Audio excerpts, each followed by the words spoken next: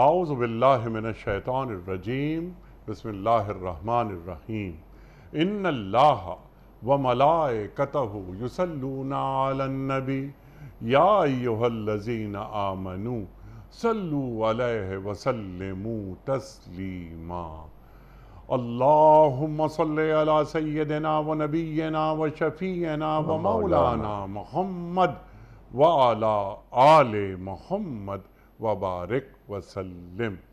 محترم خواتین و حضرات، السلام علیکم۔ پیام صبح کے ساتھ ایک بار پھر حاضر میں ہوں آپ کا میزبان انیق احمد۔ خواتین و حضرات، یہ پیام صبح میں کچھ دن ہیں قرآن کریم کو سیکھنے کے لیے، یعنی پیر منگل بدھ اور جمعرات، اور 2 دن ہیں سوال و جواب کے، آپ کے سوالات اور ہمارے عہد کے ایک جید مفتی صاحبان کے جوابات قرآن و سنت کی روشنی میں۔ آج ہم اپنے عہد کے ایک جید اسکالر، جید عالم دین سے بات کروائیں گے سورہ مومن کی آیت نمبر 60 کے حوالے سے۔ وَإِذْ قَالَ رَبُّكُمُ ادْعُونِي أَسْتَجِبْ لَكُمْ إِنَّ الَّذِينَ يَسْتَكْبِرُونَ عَنْ عِبَادَتِي سَيَدْخُلُونَ جَهَنَّمَ دَاخِرِينَ۔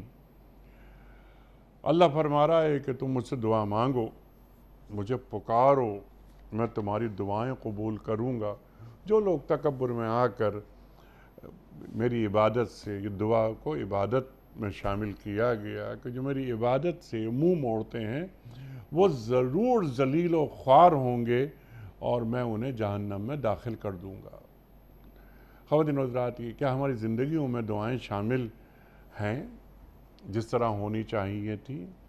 دعا کے معنی کیا ہیں؟ دعا کا مفہوم کیا ہے؟ یعنی اللہ کو پکارنا، آواز دینا اللہ کو، یا اللہ سے کچھ مانگنا۔ دعا کسے کہتے ہیں؟ الدعاء مخ العبادہ، دعا عبادت کا مغز ہے۔ الدعاء هو العبادہ، دعا عبادت ہے۔ خواتین و حضرات، یہ عبادت ہماری زندگیوں میں کتنی شامل ہے؟ انبیاء کی دعائیں، ان پر بھی ہم بات کروائیں گے۔ ربنا آتنا فی الدنیا حسنۃ وفی الآخرۃ حسنہ وقنا عذاب النار، سرکار دو عالم صلی اللہ علیہ وآلہ وسلم کی پسندیدہ دعا ہر نماز کے بعد آپ مانگا کرتے تھے۔ آدم علیہ السلام دعا مانگ رہے ہیں کہ ربنا ظلمنا انفسنا وإن لم تغفر لنا وترحمنا لنکونن من الخاسرین۔ انبیاء کی دعائیں اللہ تعالیٰ نے قرآن کریم میں رکھی ہیں۔ ان دعاؤں پہ بھی اگر وقت ملا اور وقت نے اجازت دی تو ان پر بھی بات کروائیں گے۔ آداب دعا کیا ہیں؟ شرائط دعا کیا ہیں؟ دعا مانگتے ہوئے پیٹ میں لقمہ حلال ہونا کتنا ضروری ہے، اور بہت ساری باتیں اس ذیل میں آئیں گی۔ خواتین و حضرات، سیکھیں گے علامہ سید رضی جعفر صاحب قبلہ سے۔ خواتین و حضرات، علامہ صاحب سے کون واقف نہیں؟ پورا ملک آپ کو جانتا ہے، اور آپ کی جو علمی سطح ہے اس سے ہم سب استفادہ کرتے ہیں۔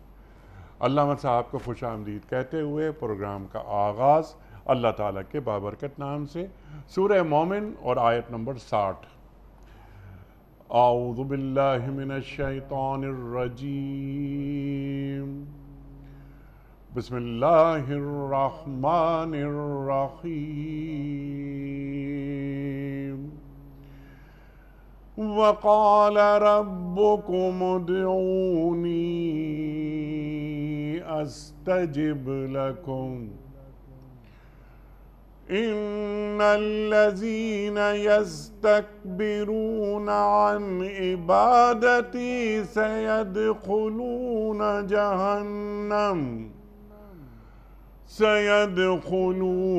جَهَنَّمَ دَاخِرِينَ۔ صدق اللہ العظیم۔ صدق اللہ العظیم۔ تمہارا رب کہتا ہے کہ مجھے پکارو، میں تمہاری دعائیں قبول کروں گا۔ جو لوگ گھمنڈ میں آ کر میری عبادت سے منہ موڑتے ہیں وہ ضرور ذلیل و خوار ہو کر جہنم میں داخل ہوں گے۔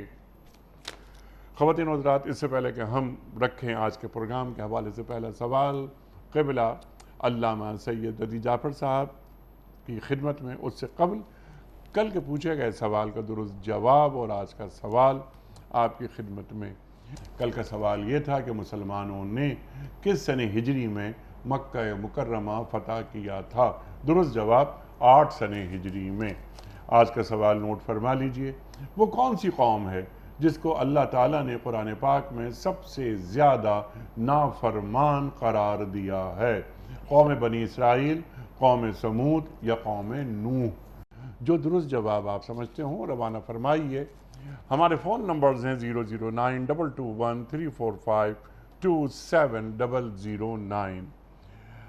ہمارا دوسرا فون نمبر ہے 009221343000980۔ ہمارا ای میل ایڈریس ps@duniatv.tv۔ ہمارا واٹس ایپ کا نمبر ہے 0092321825019 حضرت ارشاد فرمائیے، دعا ان ربی لسمیع الدعا۔ اللہ اکبر۔ دعا کے معنی کیا ہیں؟ دعا کے معنی کوئی چیز مانگنا یا پکارنا؟ ارشاد۔ اعوذ باللہ السمیع العلیم من الشیطان اللعین الرجیم، بسم اللہ الرحمن الرحیم۔ یہ جو پروگرام آپ نے رکھا ہے انتہائی حسین پروگرام ہے۔ دعا انسانی زندگی کا ایک اہم مرحلہ ہے۔ ٹھیک۔ دعا کے معنی ویسے پکارنا، داعی پکارنے والا، مدعو وہ بات جس کی طرف پکارے گئے۔ جتنے انبیاء وہ سب داعی تھے، دعوت دینے والے تھے اللہ کے مدد۔ تو اصل چیز تو ہے دعا، اللہ کو پکارنا، اللہ کو یاد کرنا۔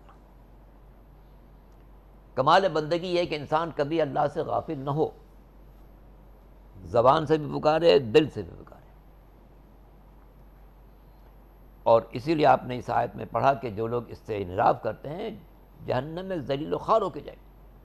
ایسا بندہ ہی اپنے خالق کو نہیں مانتا، جس نے حیات عطا کی، جس نے ہاتھ دیے قوت گرفت پیدا کی، جس نے پیر دیے چلنے کی طاقت دی، جس نے زبان دی قوت گفتار دی، جس نے آنکھیں دی روشنی عطا کی، جس نے کان دیے سماعت عطا کی، جس نے دل دیا دھڑکن عطا کی، جس نے دماغ دیا سوچنے سمجھنے کی صلاحیت عطا کی، جس نے پوری کائنات کو انسان کے لیے سجایا۔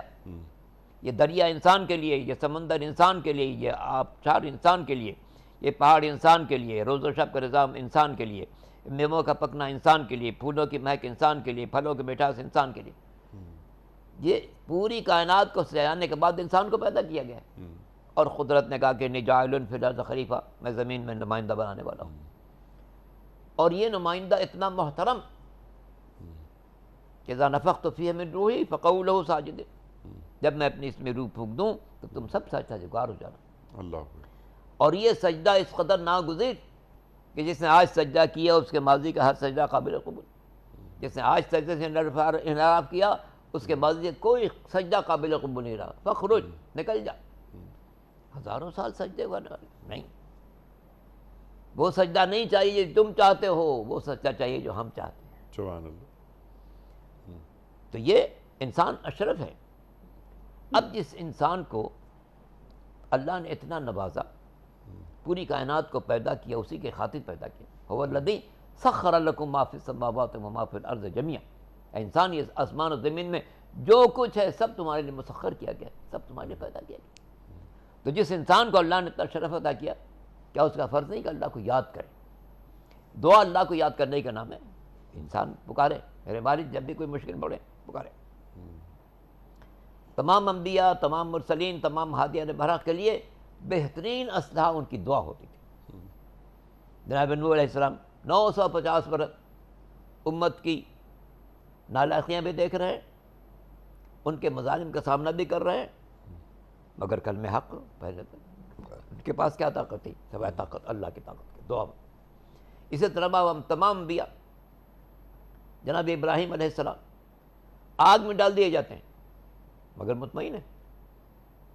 فرشتہ آتا ہے، اے ابراہیم آپ حکم دیں اتنا پانی برسا دیں کہ یہ آگ ساری کی ساری بجھ جائے۔ ایک اور فرشتہ آتا ہے، ہوا کا فرشتہ، ایسے ہوا چلے کہ ساری آگ اڑ جائے۔ کیا نہیں، جس سے میری حاجت وابستہ وہ جانتا ہے۔ یہ کمال اطمینان کہاں سے ہے؟ چونکہ اپنے رب سے ان کا رابطہ مضبوط ترین ہے۔ انبیاء کے پاس حضرت آدم سے لے کے حضور اکرم تک صلی اللہ علیہ وسلم، صلی اللہ علیہ جو سب سے بڑا اسلحہ تھا وہ یاد خدا، وسلم۔ کہ چونکہ ان کا دل اپنے رب سے ہر آن متصل تھا، سبحان اللہ۔ کوئی لمحہ ایسا نہیں جس میں وہ اپنے یاد خدا سے قابل۔ تو چونکہ یہ دعا ایک اہم ترین اسلحہ ہے، الدعاء سلاح المومن، مومن کا اسلحہ قرار دیا گیا، جی ہاں۔ اس کے بنا پر اسے کہا کہ چونکہ یہ اسلحہ ہے اور یاد خدا کا سب سے اہم ذریعہ ہے، اور یہی مغز عبادت ہے، جیسا کہ آپ نے کہا دعا مخ العبادت، عبادت کا مغز یہی ہے۔ اور اسی لیے آپ دیکھیں گے کہ نماز جو اہم ترین عبادت ہے، اس کا اہم ترین جز سورہ الحمد ہے، اور سورہ الحمد کا اہم ترین جز اہدنا الصراط المستقیم۔ سبحان اللہ، سبحان اللہ۔ تو یہ چونکہ دعا مغز عبادت ہے، جیسے کہ آپ نے خود بھی انٹرویو میں فرمایا، مغز عبادت ہے، اس لیے قرآن نے کہا کہ جو اس سے انحراف کرے گا وہ جہنم میں ذلیل و خوار ہو کے جائے گا، کیونکہ اس نے اپنے مقصد حیات کو فراموش کر دیا۔ اس کو زمین پر بھیجا گیا تھا اللہ کی بندگی کے لیے، اور وہ اپنے مقصد وجود سے انحراف کر رہا ہے۔ ما خلقت الجن والانس الا لیعبدون، ہم نے بنی انسان اور جن کو پیدا اس لیے کیا کہ وہ ہماری عبادت کریں، ہماری بندگی کریں۔ تو جو اپنے مقصد وجود سے انحراف کرے، وہ سوائے اس کے کہ وہ ذلیل و خوار ہو کے جہنم میں جائے، اس کے لیے کیا راستہ ہے؟ جس طرح جناب آدم کے سجدے کے موقع پر ابلیس نے جب انحراف کیا تو کیا رہا تھا؟ فخر الجنہ، تو نکل جا دربار سے، اس قابل نہیں کہ تجھے اس بزم مقدس میں ٹھہرنے کی اجازت دی جائے۔ اس بزم مقدس میں ٹھہرنے کی اجازت انہی کی ہے، انہی کے لیے ہے کہ جو اللہ کے فرمان کے تابع ہوں۔ وہ ایک سجدہ جسے تو گناہ سمجھتا ہے 1000 سجدوں سے دیتا ہے آدمی کو نجات، تو ایک سجدہ مطلوب تھا، وہ کروڑوں یا لاکھوں سجدے تم نے کی تھے، اس کو کوئی حیثیت نہیں ہے، یہ سجدہ چاہیے۔ ڈائریکشن آدم کو قرار دیا گیا، سجدہ آدم کو ہو رہا ہے، حکم الہی کی پابندی، جس طرح کعبے کو سجدہ نہیں ہوتا، کعبے کے رخ پر سجدہ ہوتا ہے، آدم کو سجدہ نہیں تھا، آدم کے رخ پر سجدہ تھا، تو سجدہ صرف اللہ کے لیے۔ اور یہ بھی ہو سکتا ہے کہ اللہ نے آدم کی عظمت کو سمجھانے کے لیے ایک علامتی سجود ان کے لیے رکھ دیا، خیر یہ بحث دوسری ہو جائے گی۔ تو دعا انسان کے لیے اہم ترین ہے کہ انسان پکارتا رہے، پکارے کس کو؟ اس کو پکارے جس کے قبضے میں سب کچھ ہے۔ سبحان اللہ۔ میری زندگی اسی کے قبضے میں، میرے اعضاء کی توانائی اسی کے قبضے میں، ایک اس کا اشارہ نہ تو میرے کوئی جسم کا کوئی حصہ کام نہ کرے۔ جس میں انسانی میں بہت صلاحیتیں ہیں، مگر یہ سب کس کی عطا کرتا ہے؟ اس کی عطا کرتا ہے۔ جس کے اندر کی دنیا میں جو نظام کام کر رہا ہے، کس نے قائم کیا؟ اس نے قائم کیا۔ هو الذی یصورکم فی الارحام کیف یشاء، وہ اللہ ہی ہے کہ تم بطن مادر میں ہوتے اور تمہاری صورت گری کرتا رہتا ہے۔ اللہ اکبر۔ ایک نقطہ ہے جو ماں کے رحم میں جاتا ہے، نقطہ بھی کہنا زیادتی ہے، اس لیے کہ وہ اتنا چھوٹا ہوتا ہے کہ نکٹ آنکھوں سے دیکھا نہیں جا سکتا، مگر اسی نقطے کو اندر ہمارے ہاتھ موجود ہیں، ہمارے پیر موجود ہیں، ہمارا دل موجود ہے، ہمارے گردہ موجود ہے، ہمارا پھیپڑا موجود ہے، ہماری آنکھیں موجود ہے، ہماری زبان موجود ہے۔ اس ایک انتہائی چھوٹے سے نقطے کے اندر جو رحم مادر میں جاتے ہیں، یہ سارے صلاحیتیں موجود ہیں۔ کون ڈیولپ کر رہا ہے ماں کے شکم کے اندر؟ کون اس کو پروان چڑھا رہا ہے؟ کون اس کو باکمال بنا رہا ہے؟ تو انسان جتنا اللہ کی رحمت پر اور اس کے قدرت پر غور کرے گا، اتنے اس کا دل اس کی بارگاہ میں جھکے گا۔ تو دعا انسان کو سلیقہ سکھاتی ہے کہ دیکھو جس نے تمہیں پیدا کیا اسی کو پکارو، اسی کے قبضے میں سب کچھ ہے۔ دنیا والوں کے قبضے میں کچھ نہیں ہے، اس کے قبضے میں سب کچھ ہے، کہ جس نے اس کائنات کو سجایا، کائنات کو پیدا کیا، جس نے سمندر ایجاد کر دیے۔ میں ایک مرتبہ سفر کر رہا تھا ہانگ کانگ سے سان فرانسسکو، 17 گھنٹے جہاز پانی پر رہا۔ کبھی انسان غور کریے، پانی کا اتنا بڑا ذخیرہ کس نے ایجاد کر دیا؟ اتنا بڑا ذخیرہ کس نے ایجاد کر دیا؟ تو انسان اگر کائنات پر غور کرے تو اصل میں انسان کی غفلت یہ ہے کہ کائنات سے فیض حاصل کرتا ہے، کائنات پر غور نہیں کرتا۔ سبحان اللہ۔ بارش سے فائدہ اٹھاتا ہے، بارش پر غور نہیں کرتا، کس نے نظام قائم کر دیا؟ سورج کی توانائیوں سے اپنے بجلی کے نظام کو قائم کرنے، مگر نہیں سوچ کرتے کہ یہ سورج کس نے پیدا کر دیا، یہ چاند کس نے پیدا کر دیا، یہ ستارے کس نے پیدا کر دیا۔ تو اصل میں بات یہ ہے کہ انسان کائنات پر جتنا غور کرے گا اتنا رب کو پہچانے گا۔ جب رب کو پہچانے گا تو اپنی مشکلات میں اسے چاہیے کہ اسی کو پکارے جس نے پوری کائنات کو تخلیق کیا ہے، جس کے قبضے میں پوری کائنات ہے۔ قدرت کاملہ کا مالک صرف وہی ہے۔ جب تک یہ عقیدہ دل میں نہ ہو اس وقت تک ایمان کامل نہیں ہوتا کہ ہم پوری کائنات میں اصل محرک، اصل مدبر اس کو مانے جس نے پوری کائنات کو پیدا کیا. اور دعا کا تقاضا بھی ہے کہ انسان اپنی توانائیوں پر اعتماد نہ کرے، رب پر اعتماد کرے. سبحان اللہ. اور لقمہ حرام، جیسے کہ آپ نے انٹرو میں بھی بات کہی، پوچھا گیا امام سے یا معصوم سے یا سرکار دو عالم سے، کیا وجہ کہ ہم لوگ دعا مانگتے ہیں قبول نہیں ہوتی؟ تو بہت سی باتیں اس کے بعد کہا پہلی بات تو یہ غور کرو، ایسا تو نہیں کہ تم نے گزشتہ کچھ دنوں میں کوئی حرام غذا کھائی ہو جو رکاوٹ بن رہی ہے دعا کی قبولیت. اگر یہ بھی نہیں ہے تو غور کرو، ایسا تو نہیں کہ تم نے کسی بندے کا حق پامال کیا ہے جس کی بنا پر وہ رکاوٹ بن رہا ہے اس دعا کی قبولیت میں. اگر یہ بھی نہیں ہے تو غور کرو، ایسا تو نہیں تم نے کسی سے وعدہ کیا ہے اس کو پورا نہیں کیا ہے. اللہ چاہتا ہے پہلے وعدے کو پورا کرو، پھر زیادہ خاص کرو. آخر میں اگر یہ بھی نہیں ہے تو یہ دیکھو، ایسا تو نہیں کسی نے تم سے کچھ مانگا، حقدار تھا اور تم نے نہیں دیا، تو اللہ چاہتا ہے کہ پہلے اس کے حق کو ادا کرو پھر میری بارگاہ میں حاضر. تو یہ دعا کے آداب سکھائے گئے. اسی لیے آداب دعا میں وقت بھی ہے کہ کن کن اوقات میں دعا زیادہ قبول ہوتی ہے، جگہ بھی ہے کن مقامات پر زیادہ قبول ہوتی ہے. مسجد ہے، مسجد نبوی ہے، اس سے بڑھ کر حرم مقدس ہے، عرفات ہے، منا ہے، جتنے مقدس مقامات ہیں. اوقات کو بھی معین کیا گیا، دنوں کو معین کیا گیا. مثلا نمی کا دن، عرفات کا جو دن ہے، اگر ہم عرفات میں نہیں ہیں مگر وہ دن عرفات کا ہے، نمی ذی الحجہ، ہم جہاں بھی اس دن دعا مانگیں گے زیادہ قبول ہوگی. دعا مانگنے سے پہلے خوشبو لگائیں، باوضو ہوں، قبلہ رخ بیٹھیں. اس سے بڑھ کر اپنے ذہن میں لائیں کن کن لوگوں سے ناراضگی ہو سکتی ہے، ان کو معاف کریں اور دعا کریں پالنے والے جس طرح میں نے ان لوگوں کو ان کی کوتاہیوں کے باوجود معاف کر دیا، تم میری کوتاہیوں کو معاف کر دیں. سبحان اللہ، سبحان اللہ، سبحان اللہ. اللہ اکبر. تخلقوا باخلاق اللہ. اپنے اندر اللہ تعالیٰ کے اخلاق پیدا کرو. اللہ تعالیٰ کی ایک صفت عفو بھی ہے، تو اللہ تعالیٰ معاف کرتا ہے. اللہ اکبر. تو دعا لوگوں کو معاف کر کے صدقہ بھی کچھ کر دیں، تو صدقہ بھی کچھ کر دیا تو دعا کی قبولیت. اچھا، اب سوالات تو اتنے سارے بے شمار سوالات ہیں، میں چاہتا ہوں کہ وہ ایک ایک کر کے وہ سوال رکھوں آپ کی خدمت میں. اس آیت میں جو آج زیر مطالعہ ہے، وَإِذْ قَالَ رَبُّكُمُ ادْعُونِي أَسْتَجِبْ لَكُمْ. تم مجھے پکارو، مجھ سے دعا مانگو، میں پوری کروں گا. بعض اوقات ہماری دعائیں قبول نہیں ہوتی، اللہ تعالیٰ کا یہ وعدہ ہے کہ قبول کرے گا. تو اللہ تعالیٰ کی سنت دعا کی قبولیت یا ناقبولیت کی کیا ہے؟ تو میں نے جیسا کہ ابھی آپ سے عرض کیا کہ سرکار دو عالم حضرت محمد مصطفیٰ صلی اللہ علیہ وسلم سے پوچھا بھی کیا، تو آپ نے وہ باتیں بتائیں. وہ کوئی 8 باتیں ہیں جیسے میں نے 4 آپ کا خاتمہ کی کہ انسان کی اپنی کوتاہیاں ہیں جو دعا میں رکاوٹ بنتی، ورنہ ناممکن ہے کہ رکاوٹ نہ ہو اور نہ انسان دعا مانگے اور دعا قبول ہو. انبیاء کی دعا کون قبول ہوتی تھی؟ ہر نبی کی دعا لازماً قبول ہوتی تھی، اس سے کہ ان کے کوئی رکاوٹ نہیں تھی. وہ رکاوٹ جو ہماری زندگی میں ہے، ہم کسی سے ناراض ہو جاتے ہیں، اس کو معاف نہیں کرنا چاہتے، رزق میں حلال و حرام کا خیال نہیں رکھتے، بندگان خدا کے حقوق پامال کرتے ہیں، پڑوسی کے حق کو پامال کرتے ہیں.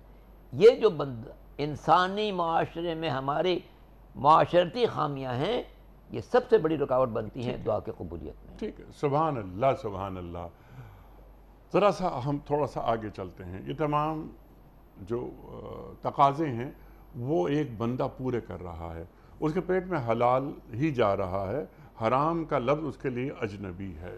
اور جتنی باتیں آپ نے بیان فرمائیں، کسی کا دل اسے نہیں دکھایا ہے وغیرہ وغیرہ، وعدہ خلافی نہیں کی ہے، اور وہ دعا مانگتا ہے اللہ تعالیٰ سے اور وہ دعا قبول نہیں ہو رہی. تو کیا دعا قبول نہ ہونے کے لیے اللہ تعالیٰ کا جو تدبر ہے، اللہ تعالیٰ کی جو حکمت ہے کہ کون سی دعا قبول کرنی ہے فوری، کون سی دعا کچھ عرصے بعد، اور کچھ دعائیں قیامت کے لیے ذخیرہ بھی اللہ تعالیٰ کر دیتا ہے. تو دعا مانگنا چھوڑنا نہیں چاہیے. بعض لوگ کہتے ہیں کہ ہم تھک گئے اس لیے ہمیں دعا مانگنی چھوڑ دی.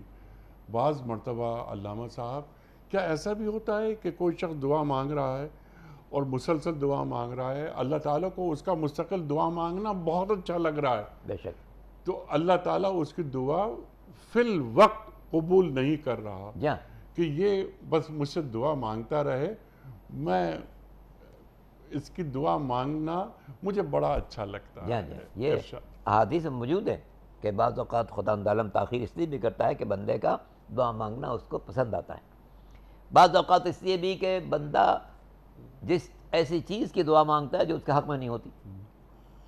میرے ایک عزیز سے وہ انہوں نے جا کے مکے میں دعا مانگی، مدینے میں دعا مانگی، یہاں دعا مانگی، وہاں دعا مانگی کہ ان کو کینیڈا میں رہائش مل جائے۔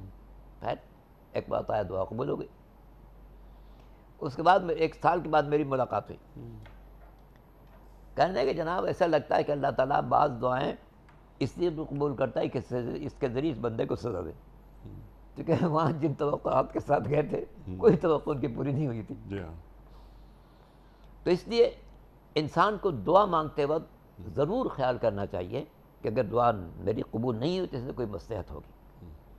ایک خاتون تھی، یہ بھی مجھے اچھی طرح یاد آ رہا، ایک خاتون تھی، اولاد نہیں ہو رہی تھی، وہ چلی گئی مقدس مقامات پر، اس درگاہ پر اس درگاہ پر، مکے میں مدینے میں کہاں کہاں، کہ پالنے والے مجھے اولاد دے دے جیسی بھی ہو، اللہ اکبر، اللہ بس یہ کہنا ان کا غضب اللہ تھا۔ اکبر، اللہ اکبر، ایک بچہ پیدا ہو گیا لیکن ہر دعا سے معذور، ارے ارے ارے، ناکیں کام کر رہی ہیں، نہ زبان کے بولنے کا حال ہے، نہ ہاتھ پیر صحیح ہیں، ایک لوتھڑا۔ آخر میں انہوں نے دعا مانگنے پڑنے والے، مجھ سے غلطی ہوئی، میں نے کہا تھا جیسا بھی ہو اب بھی اسے اٹھا لیں۔ اللہ اکبر، تو انسان کو اس حکمت الہی پر اطمینان رکھنا چاہیے کہ اگر اس نے مجھے دعا کی قبولیت میں تاخیر کی ہے تو ضرور کوئی مصلحت ہوگی۔ ٹھیک، اور اسی لیے سرکار دو عالم حضرت محمد مصطفیٰ صلی اللہ علیہ وسلم کے ارشادات میں موجود ہے کہ بہت سی دعائیں تمہاری ایسی ہیں کہ اللہ تعالیٰ دنیا میں نہیں دیتا مگر اس کے عوض میں آخرت میں کئی چیزیں عطا فرماتا ہے، اور تم اطمینان رکھو کہ اگر تمہاری دعا قبول نہیں ہوئی تو اس میں یقیناً تمہاری ایک مصلحت ہوگی، اور اللہ چاہتا ہے کہ تمہیں نقصان سے بچائے اور اس کے عوض تمہیں آخرت میں بہتر سے بہتر مقام عطا کرے۔ سبحان اللہ، سبحان اللہ۔ بلکہ یہاں تک بات کہی جاتی ہے کہ جب بندہ اپنی دعاؤں کو دیکھے گا جو قبول نہیں ہوئی تو اس کا اجر جو اللہ تعالیٰ قیامت کے دن اسے دے رہا ہے تو وہ یہ بھی خواہش کرے گا کہ کاش میری کوئی دعا قبول نہ ہوئی ہوتی۔ قبول نہ ہوئی ہاں یہ ہے، اللہ اکبر، اللہ اکبر۔ موجود ہیں۔ اچھا علامہ صاحب، تقدیر میں لکھ دیا گیا ہے کہ جو کچھ ہمیں ملنا ہے، تقدیر واضح ہے، یہ تقدیر مبرم، پھر تقدیر معلق وغیرہ وغیرہ۔ جب سب کچھ ہماری قسمت میں لکھا ہوا ہے، مقدرات میں تحریر ہے، اس کے باوجود ہم دعا مانگتے ہیں تو کیا دعا تقدیر تبدیل کر دیتی ہے؟ اقبال نے تو کہا نشان نگاہ مرد مومن سے بدل جاتی ہیں تقدیریں۔ نہیں، اقبال نے تو یہ کہا ہے عبث ہے شکوہ تقدیر یزداں، تو خود تقدیر یزداں کیوں نہیں ہے؟ اللہ اکبر، یعنی اقبال نے کہاں تک یہ بات لے گیا؟ تو اللہ کی تقدیر خود بن جانا۔ تو لیکن ایک چیز، ایک سوال جو سمپل سوال ہے آپ کی خدمت میں نا، کہ لکھا ہوا ہے میں دعا مانگ رہا ہوں، ایک سوال اور یہ بھی اٹھتا ہے نا کہ اللہ تعالیٰ تو علیم ہے، خبیر ہے، اسے سب معلوم ہے کہ مجھے کیا چاہیے، تو مجھ سے کیوں اللہ تعالیٰ فرما رہا ہے کہ دعا مانگو؟ جہاں یہ لکھا ہوا ہے جی کہ تقدیر میں یہی بات ہے، وہاں قرآن میں یہ بھی لکھا یمحو اللہ ما یشاء یثبت، اللہ جس کو چاہے گا محو کر دے گا، جس کو چاہے گا باقی رکھے گا۔ ٹھیک ہے، تو لوح اسی لیے کہا گیا لوح تقدیر اور ہے، لوح محو اس بات اور ہے۔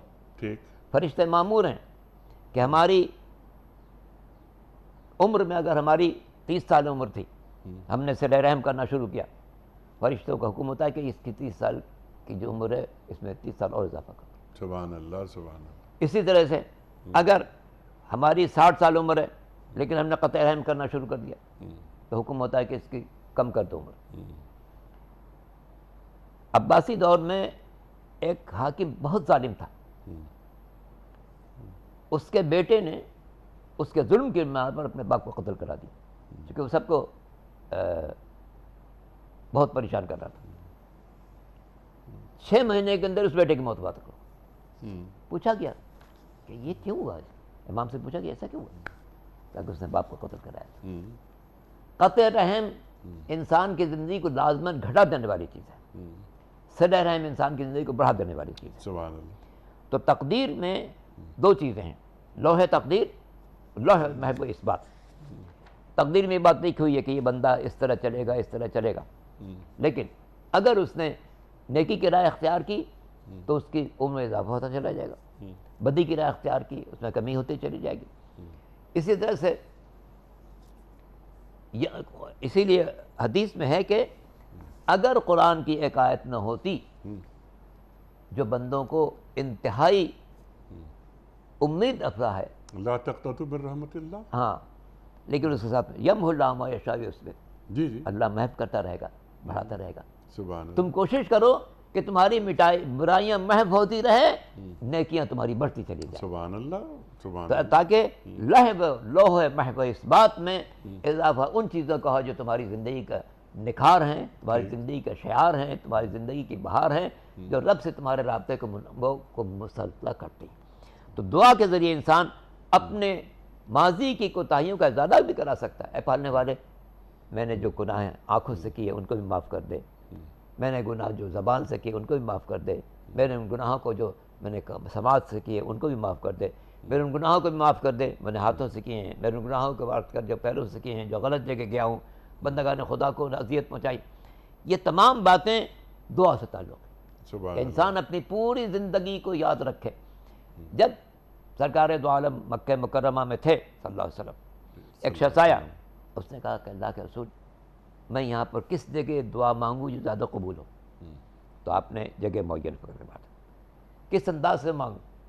ہم نے اپنے ماضی کی ایک ایک کوتاہی یاد کرو، ٹھیک.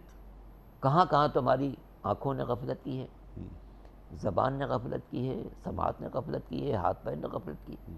ایک ایک کو یاد کرو، پھر ان سے معافی مانگو تاکہ آئندہ تم یاد رہے. صرف یہ نہیں کہہ رہا کہ والے میرے گناہوں کو معاف کر دیں، پھر سے پتہ نہیں چلے کون سا گناہ. نہیں، جب تم یاد کرو کہ میرا وہ گناہ بھی میں نے زبان سے کیا تھا تو آئندہ اپنی زبان کو کنٹرول کرو گے. میرا وہ گناہ معاف کر دے میری آنکھوں نے کیا تو اپنی آنکھوں پر کنٹرول کرو گے. میرا گناہ بھی معاف کر دے جو میری سماعت نے کیا تو اپنے سماعت پر کنٹرول کرو گے. میرا وہ گناہ بھی معاف کر دے جو میرے ہاتھوں نے کیا تو اپنے ہاتھوں پر کنٹرول رکھو گے. میرے ان گناہوں کو معاف کر دے جو پیروں نے کیا، تاکہ کسی غلط جگہ پیروں سے چل کے نہ جاؤ.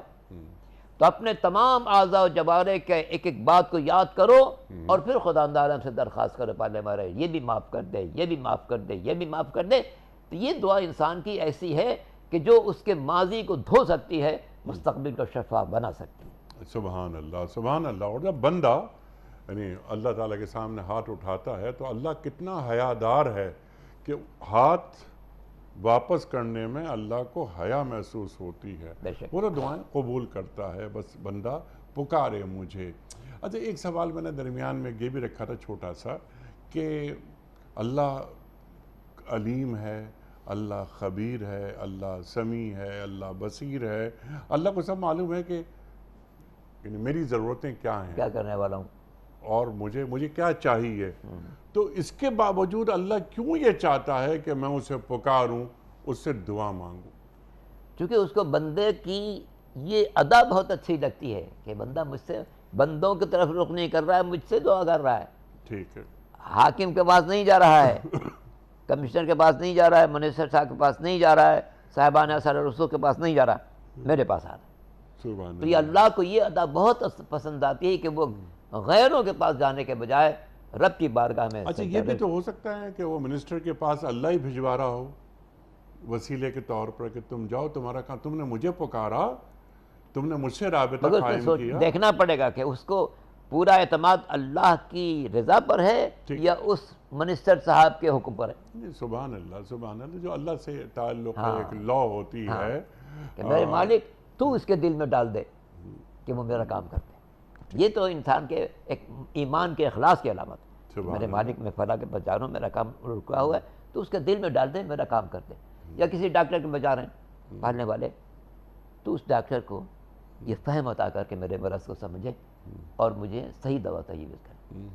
اے پالنے والے، میں فلاں قانون داں کے پاس جا رہا ہوں، اس کے دل میں ڈال دے کہ میں قانون کے ذریعے میری مشکل کو حل کر دے. سبحان اللہ. تو یہ ایک ذریعہ، یہ اللہ سے وابستگی کی علامت ہے. مگر ڈائریکٹ اسی کو سب کچھ سمجھ رہا ہوں، یہ اللہ کو پسند یہ ہے. شرک ہے. ہاں، اللہ کو پسند یہ ہے کہ جس کے پاس بھی جا رہا ہوں پیش نظر رہے کہ اے میرے مالک، اصل کارساز تو ہے، اگر تو اس کے دل میں ڈال دے گا تو میرا کام کر دے گا، اگر تو نہیں ڈالے گا وہ کام نہیں کرے گا. ٹھیک ہے. اچھا، اگر وہ کام نہیں ہوتا، یعنی دعا قبول نہیں ہو رہی، ہم نے دعا مانگی، میں نے دعا مانگی لیکن وہ قبول نہیں ہوئی،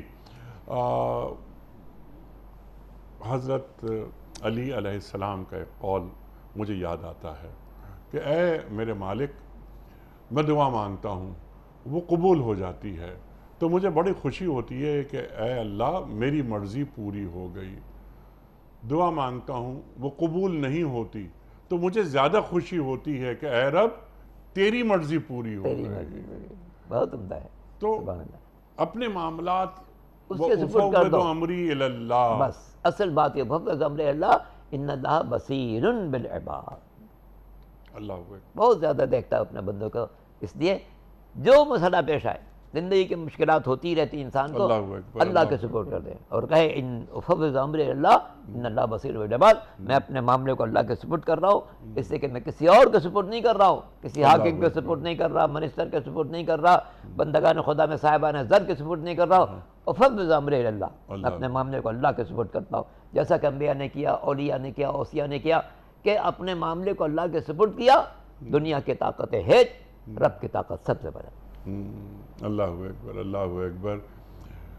ایک اور قول مجھے یاد آیا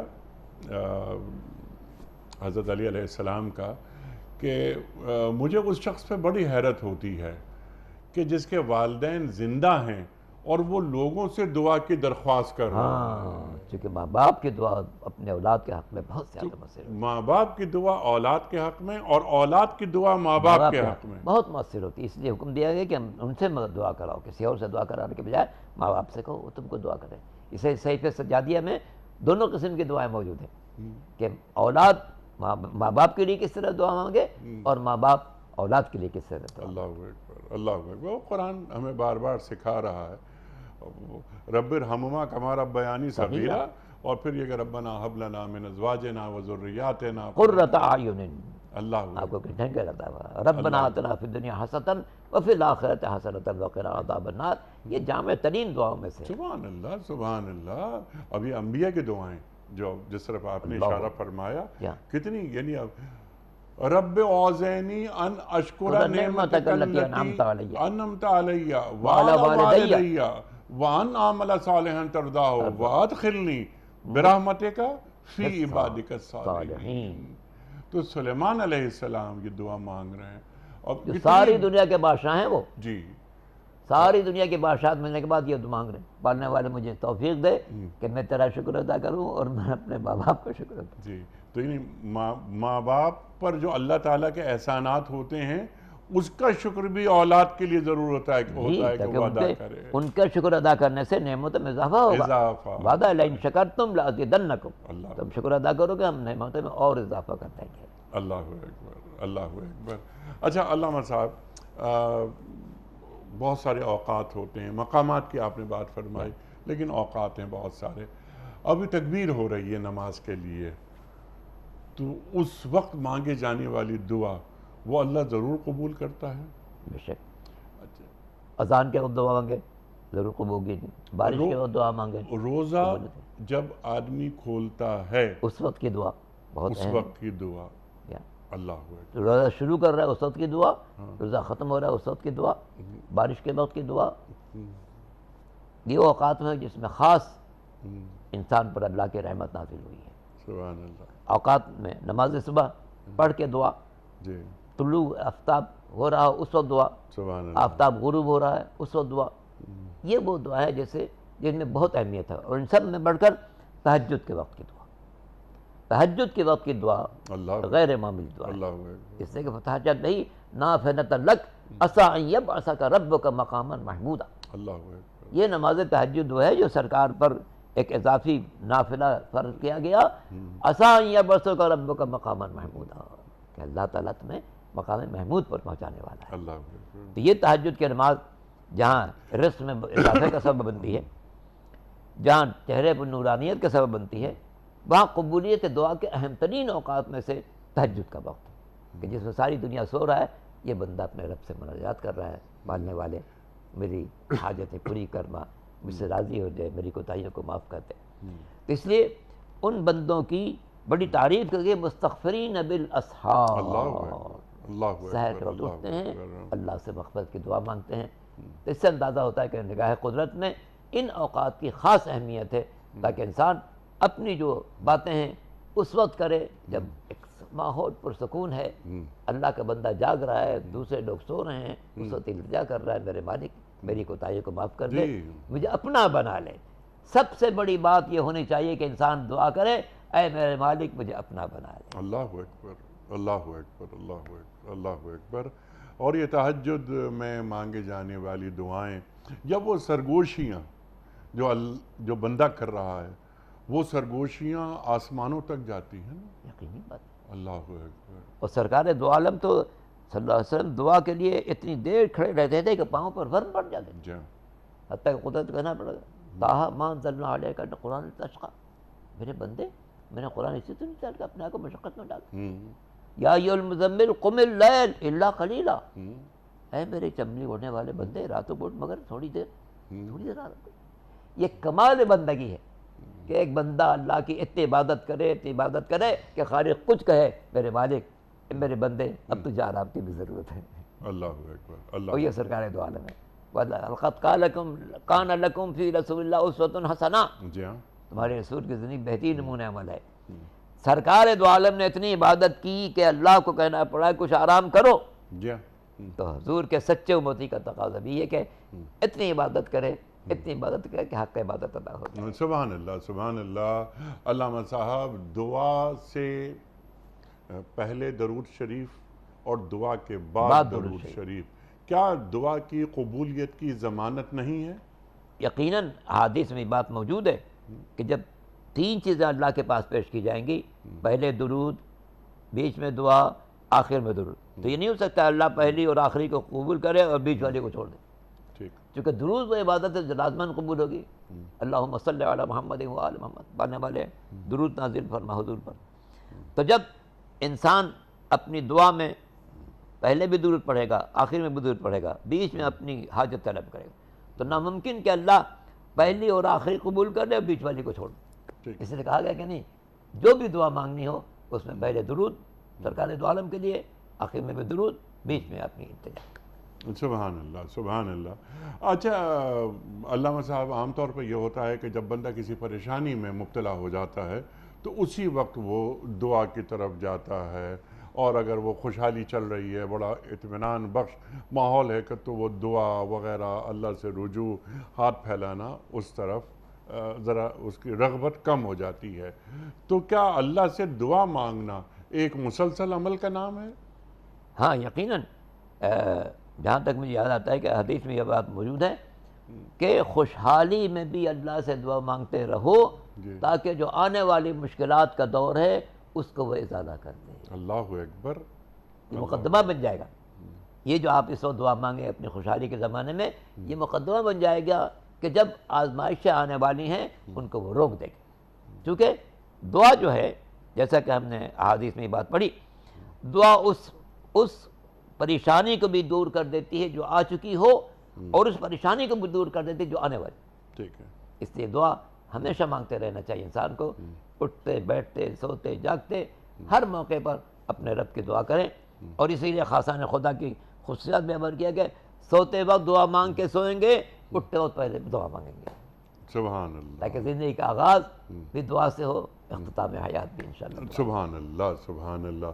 اچھا، دعا مانگتے وقت بعض افراد آواز بلند کرتے ہیں، بعض اوقات بندگان خدا آواز دھیمی رکھتے ہیں، بعض اوقات خاموش رہتے ہیں۔ پوچھا جب جاتا ہے ان سے تو وہ یہ کہتے ہیں کہ جو ہمارے دل میں ہے وہ اللہ جانتا ہے، تو ہم اللہ سے مانگ رہے ہیں لیکن ہم زبان سے ادا نہیں کر رہے۔ یہاں اللہ تعالیٰ فرما رہا ہے وَإِذْ قَالَ رَبُّكُمْ ادْعُونِي أَسْتَجِبْ لَكُمْ، پکارو، پکارو. یا تو کیا الفاظ یعنی آواز سے دعا مانگنا یہ لازم ہے؟ نہیں، ایک اور جگہ ہے ادعوا ربکم تضرعا وخفیہ، جی بالکل. اللہ سے مانگو دعا ہم، استقرار کی حالت میں ہاں، اور چپکے چپکے چپ کے چپکے چپکے دعا مانگنا. اسی لیے ایک شخص مسجد میں زور زور سے دعا مانگ رہا تھا تو امیر المومنین آئے، کہنے لگا شخص جو اللہ چیخ و پکار سن لیتا ہے وہ خاموشی کی بھی سن لیتا ہے، لہذا اپنی دعا میں ذرا تحمل پیدا کرو. ٹھیک. تو اس چیخ و پکار سے ظاہر ہے کہ باقی مسجد میں اگر کوئی اور موجود ہے متاثر ہوگا. رب تو انسان کے دل کی بات بھی جانتا ہے، مگر زبان سے ادا کرنا اچھا ہے، زبان سے کہنا چاہیے، لیکن اس طرح نہیں کہ جس سے لوگ ڈسٹرب ہوں. مسجد میں ہم اکیلے ہیں تو ٹھیک ہے، لیکن اگر کوئی اور موجود ہے وہ ڈسٹرب ہوگا. اس لیے آہستہ مانگنا دعا اور تضرع کے ساتھ مانگنا اور اضطراب کے ساتھ مانگنا. اسے اما یجیب المضطر اذا دعا، کوئی بھی چیز طلب کرے تو حالت اضطراری نظر آئے کہ باقی یہ بندہ بے چین ہے اس بات کے لیے ٹھیک. کہ میں نے جو کوتاہی کی اس کو معاف کر دے، میرے زبان سے ایک لفظ نکل گیا معاف کر دے، ٹھیک. میری آنکھوں نے خیانت کر دی معاف کر دے. اضطرار کی کیفیت ٹھیک. اس سے اما یجیب المضطر، اللہ اکبر. وہ مضطر کی دعا قبول کرتا ہے. تو اس لیے جب دعا مانگنے میں اضطرار کی کیفیت ہوگی تو یقیناً وہ دعا کی قبولیت کا وقت ہوگا. سبحان اللہ سبحان اللہ. یقین دعا میں یہ دعا کی قبولیت میں کتنا ہونا چاہیے؟ یا ایک بے دلی کے ساتھ ایک دعا مانگ لی، یعنی اللہ سے میں دعا مانگ رہا ہوں، اللہ کے سامنے اپنی درخواست پیش کر رہا ہوں، تو اس میں یعنی ایک ہوتا ہے نا کہ یہ کام تو ہوگا ہی ہوگا نا، یا اللہ مجھے سن رہا ہے، ان ربی لسمیع الدعا، اللہ دعاؤں کو سننے والا ہے. تو اس میں دعا میں یقین کتنے فیصد شامل ہونا چاہیے؟ یعنی 100% یعنی مکمل میرا اللہ پہ ایمان ہو، یا پھر ایک ایسا ایک عادت کے طور پر ایک میکینیکل جیسے انداز ہوتا ہے نا، اس انداز میں دعا مانگ لی جائے. تو دعا مانگتے وقت آدمی کی کیفیت، جس طرح آپ نے تضرع کی بات کی، آپ نے خفیہ کی بات، قرآن کریم کی آیت، تو ہمارا عمل ہم جب دیکھتے ہیں نا مساجد وغیرہ میں لوگ، تو وہ صرف امام صاحب دعائیں مانگ رہے ہیں اور وہ ایک روٹین کے طور پر ساتھ دے رہے ہیں، وہ آمین آمین آمین وہ کہہ رہے ہیں. ارشاد. وہ ایک روٹین ہے. اصل میں انسان کا یقین تو 100% ہونا چاہیے، اور اس یقین کے لیے ضروری کہ انسان اس وقت غور کرے کہ یہ پوری کائنات میں جو کچھ ہے اللہ ہی کے تو پیدا کرتا ہے. ٹھیک ہے. یہ دریا کیسے پیدا ہو گیا، یہ سمندر کیسے ایجاد ہو گئے، یہ اتنے بڑے بڑے پہاڑ کیسے ایجاد ہو گئے، یہ بارش کا نظام کیسے ہو گئی، یہ زمین کیسی، کہکشاں کیسا، یہ اتارت کیسا، یہ مشتری کیسا، یہ کس نے ایجاد کیا؟ اچھا، ان سب کو اللہ نے ایجاد کیا، تو اللہ ان سب پر قدرت رکھتا ہے تب اس نے ایجاد کیا، تو یقیناً میری دعا کی قبولیت پر یقین رکھتا ہے، قدرت رکھتا ہے تو یقین کر دے.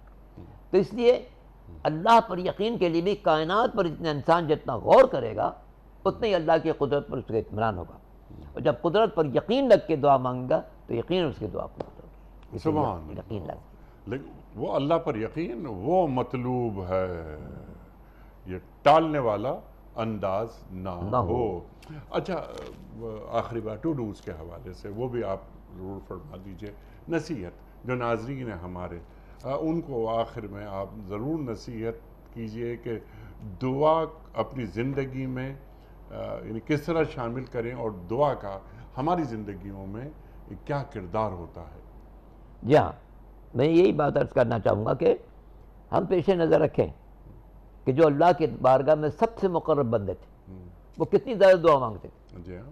حضرت ابراہیم علیہ السلام ہو، حضرت نوح علیہ السلام ہو، حضرت موسیٰ عیسیٰ علیہ السلام اور سرکار دو عالم صلی اللہ علیہ وسلم ہو، جتنے یہ لوگ اللہ سے قریب تھے اتنے ہی زیادہ دعا مانگتے تھے. جی. تو ہمارے لیے بھی یہ شرف ہے کہ ہم اسی انداز سے دعا مانگیں جس طرح سے انبیاء نے دعا مانگی، اور یقین رکھیں کہ جس طرح انبیاء کی دعا اللہ نے قبول کی ہماری دعا بھی قبول کرے گا، اس لیے کہ وہ قادر مطلق ہے. اس نے پوری کائنات کو ایجاد کیا ہے اپنی قدرت کاملہ سے، اپنی رحمت کی بنا پر. میرا اپنا وجود بھی اس کی رحمت کی بنا پر ہے، تو جو کچھ میں مانگوں گا وہ کیوں نہیں عطا کرے گا. اس لیے ذات واجب پر جتنا زیادہ یقین ہوگا اتنے ہی زیادہ دعا کی قبولیت کا امکان ہوگا. اور اسی کے ساتھ یہ پیش نظر رکھیں کہ جب دعا مانگ رہے ہوں خلوص دل میں ہو، بندگان خدا کا حق کوئی بھی ان کے ذمہ نہ ہو، ورنہ اگر کسی بندے کا کوئی حق باقی ہے تو پہلے اس حق کو ادا کریں، پھر اپنے پروردگار سے دعا مانگیں، تب اس کی دعا یقیناً قبول ہو جائے گی۔ سبحان اللہ، سبحان اللہ۔ اور یہی عمل بچوں کے سامنے کریں، بے شک اور بچوں کو بھی دعائیں سکھائیں کہ بیٹا یا بیٹی دعائیں ضرور مانگا کرو روزانہ۔ جیسے بعض والدین بچوں کو سکھاتے ہیں، بڑا اچھا لگتا ہے کہ دیکھو آیت الکرسی روز پڑھ کر گھر سے نکلنا۔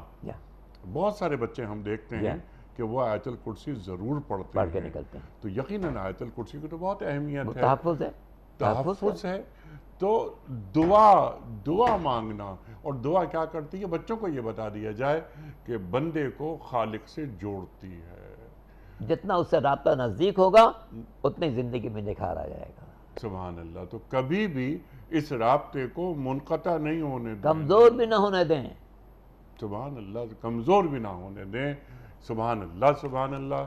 علامہ صاحب آپ کا بڑا ممنون، بڑا شکر گزار، آپ تشریف لائے، اور یہ دعا کتنا بڑا موضوع، الحمدللہ الحمدللہ، اور آپ نے یعنی ایک ایک نقطے پر آپ نے بات فرمائی۔ اللہ تعالیٰ آپ کو اچھا رکھے ہمیشہ۔ خواتین و حضرات، معزز علماء تشریف لاتے ہیں اور ہمیں قرآن سے قریب کرتے ہیں، دین سے قریب کرتے ہیں، ہمیں بتاتے ہیں کہ اللہ تعالیٰ ہمیں کیسا دیکھنا چاہتا ہے اور ہمیں کہاں دیکھنا چاہتا ہے۔ اللہ سے ایک تعلق وہ جڑا رہے ہمیشہ، اور اس کا ذریعہ عبادات ہیں۔ ان عبادتوں میں ایک عبادت دعا بھی ہے۔ الدعاء هو العبادہ، اللہ کے رسول فرما رہے ہیں صلی اللہ علیہ وآلہ وسلم۔ وقت مکمل ہوا، بہت ساری گفتگو مزید ہو سکتی ہے، علامہ صاحب سے مزید ہم سیکھ سکتے ہیں، لیکن وقت اجازت نہیں دے رہا۔ کوئز، کل کا سوال ہمارا یہ تھا کہ مسلمانوں نے کس سنہ ہجری میں مکہ فتح کیا تھا؟ درست جواب 8 سنہ ہجری میں۔ آج کا سوال نوٹ فرما لیجئے۔ وہ کون سی قوم ہے جس کو اللہ تعالیٰ نے قرآن کریم میں سب سے زیادہ نافرمان قرار دیا؟ قوم بنی اسرائیل، یا قوم سمود، یا قوم نوح؟ جو درست جواب آپ سمجھتے ہوں روانہ فرمائیے۔ ہمارے فون نمبرز ہیں 009221345270009۔ ہمارا دوسرا فون نمبر ہے 009221343000980۔ ہمارا ای میل ایڈریس ps@duniatv.tv۔ ہمارا واٹس ایپ نمبر ہے 009232850194۔ حضرت ایک پرچی نکال کر اعلان فرما دیجئے، آج کے ونر کون ہیں؟ آج کے ونر ہیں ثناء اللہ بھٹا، اور یہ ہیں جناب کہاں سے؟ چکلالہ اسکیم نمبر 3، راولپنڈی، پنڈی سے ثناء اللہ بھٹا صاحب۔ آپ کی خدمت میں دنیا ٹی وی کی جانب سے دینی کتب پر مشتمل گفٹ ہیمپر آپ کے گھر بذریعہ کوریئر روانہ کیا جا رہا ہے۔ آپ کو بہت بہت مبارک ہو۔ پیام صبح کا اختتام ہوتا ہے روزانہ ایک قول پر، اور وہ قول ہوتا ہے صاحب نہج البلاغہ امیر المومنین حضرت علی مرتضیٰ کرم اللہ وجہہ کا۔ آپ فرماتے ہیں سب معاملے تقدیر کے آگے سرنگوں ہیں، یہاں تک کہ کبھی تدبیر کے نتیجے میں موت واقع ہو جاتی ہے۔ سب معاملے تقدیر کے آگے سرنگوں ہیں، یہاں تک کہ کبھی تدبیر کے نتیجے میں موت واقع ہو جاتی ہے۔ اللہ اکبر۔ اپنے میزبان انیق احمد کو کل تک کے لیے اجازت دیجیے۔ خدا حافظ۔